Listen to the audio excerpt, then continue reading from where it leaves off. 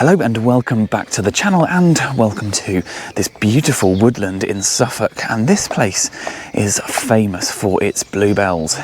So this is of course Arger Fen, and I'm going to be completing a short walk of about 3 or 4 miles to have a look at this spectacular display that is on show here. And as I say, I'm just going to make the walk up as I go along and hopefully see plenty of wildlife and of course plenty of bluebells.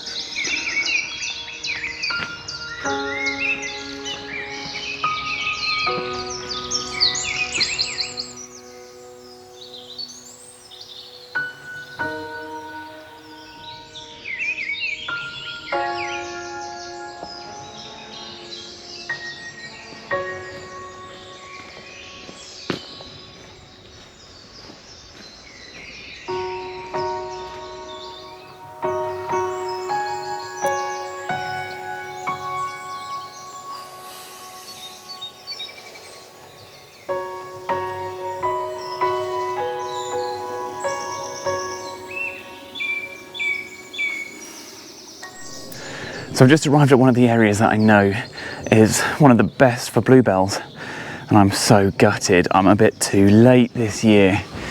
My original plan was to come and do this walk just over a week ago, which probably would have just caught the very end of them, but if you look here, this was a massive carpet of just bluebells that most of them have already gone to seed. There's a few little bluebells left, but literally a couple more days and there's going to be no more blue colour here. Oh, I'm so gutted, honestly. Last week I think I would have caught the end of it.